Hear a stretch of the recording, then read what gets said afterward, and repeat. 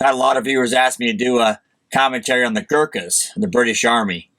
If you guys like this, please put the comments below, part 2, part 3, and I'll do that as well. Let's get going. This is Gurkha class of 2019, the biggest intake to set foot in the UK in over 30 years.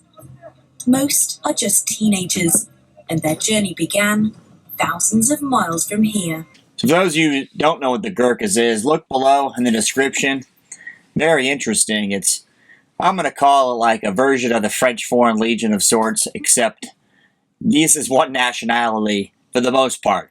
And all you guys want to complain about it and tell me it's not, put your comments below and share your knowledge with the rest of us. But what I can understand is this is Nepalese mostly, and it's pretty interesting history. Nepal.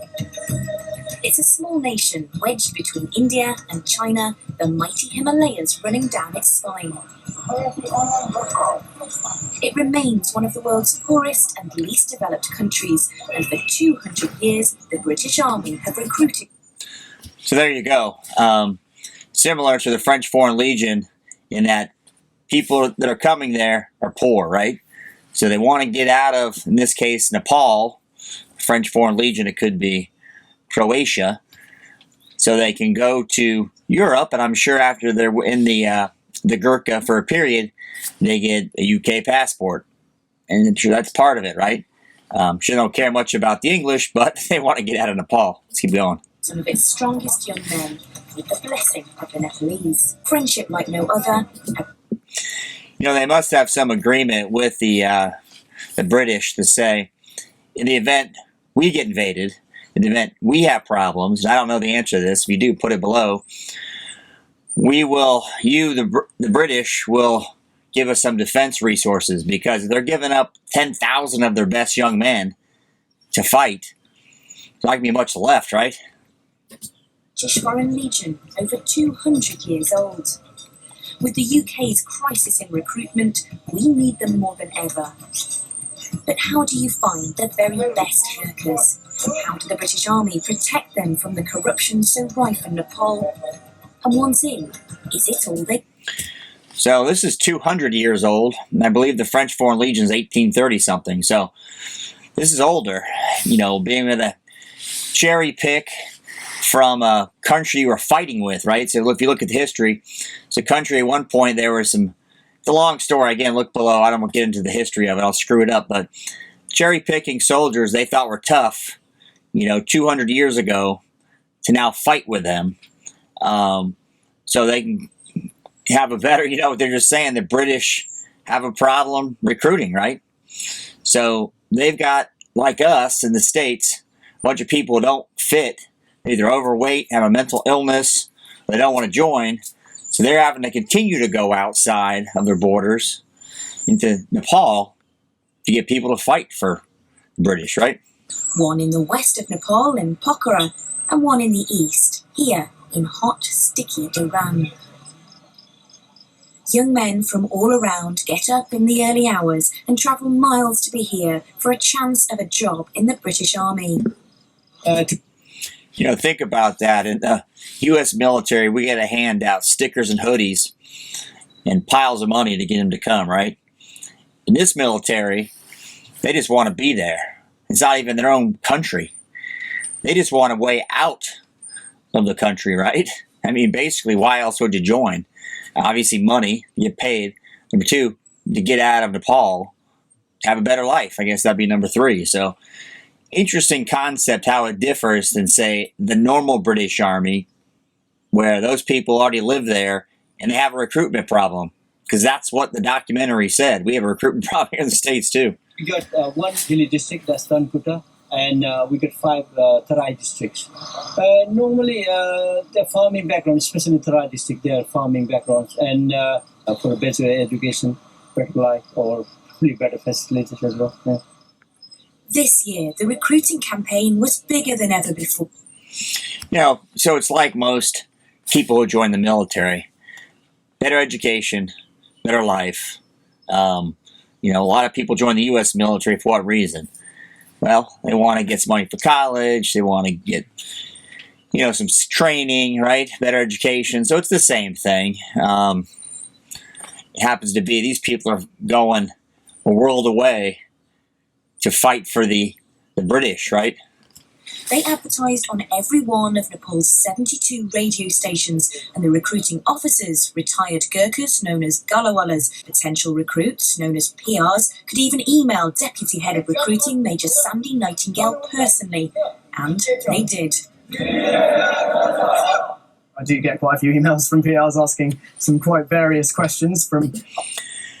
So how this would differ pretty substantially, say, from French Foreign Legion, I'm going to say, is that they all come in knowing English from the looks of it, right?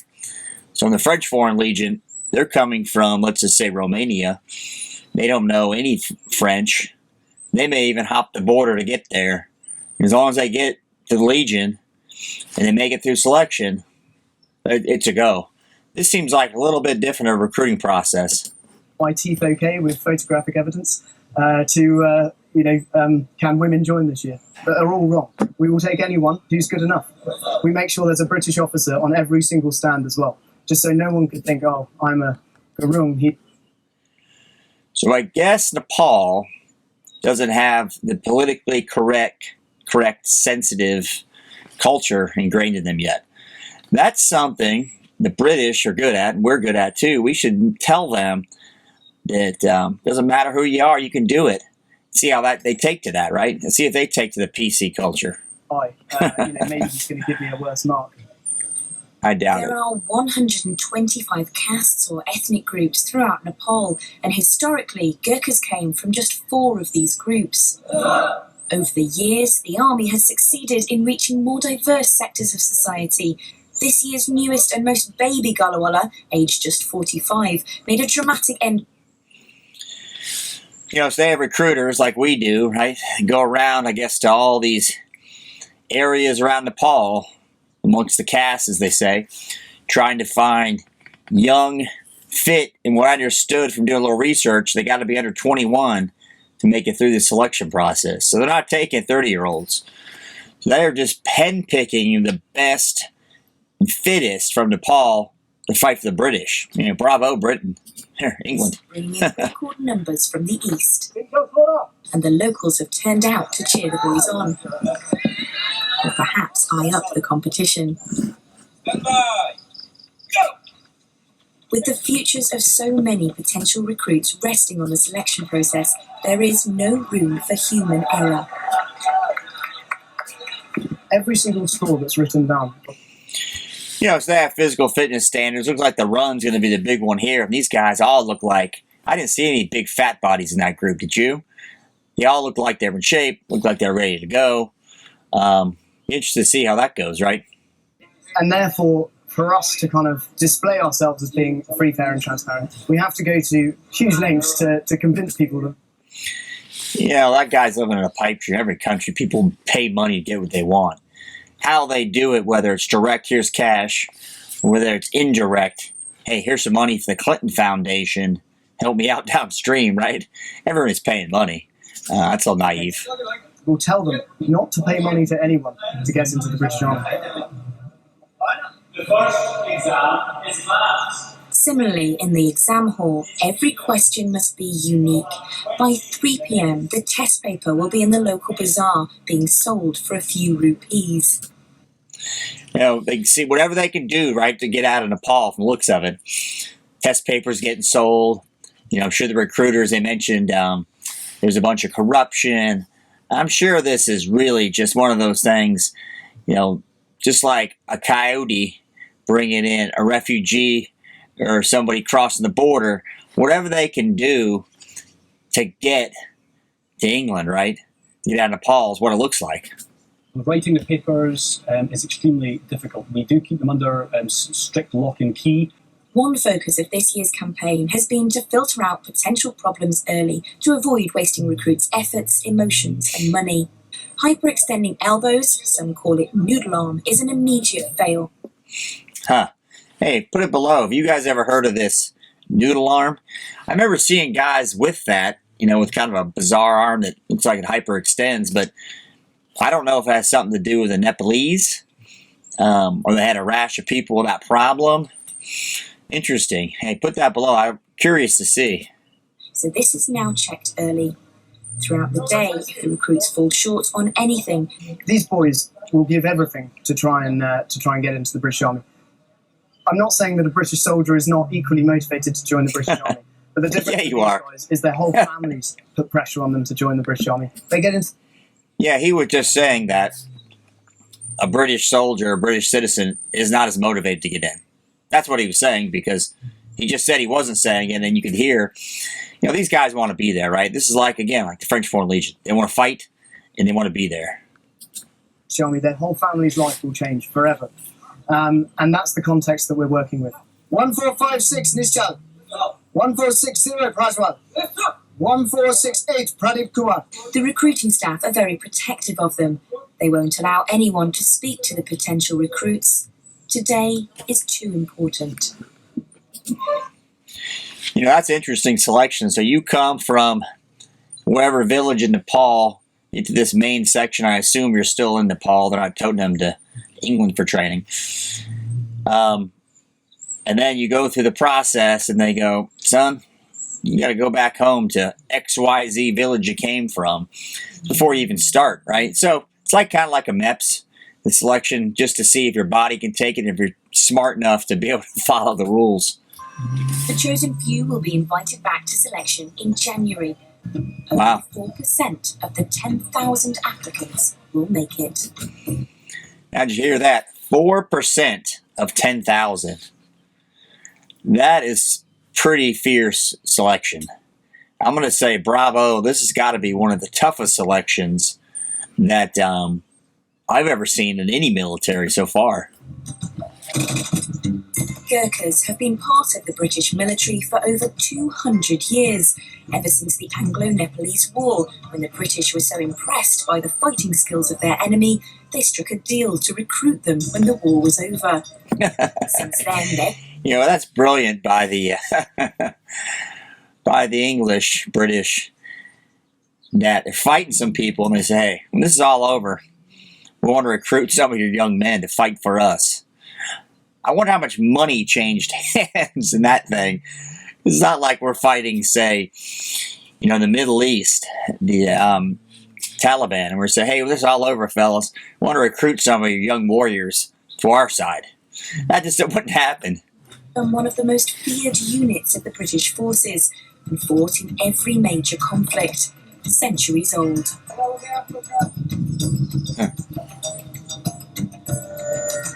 South of the Himalayas and west of Kathmandu.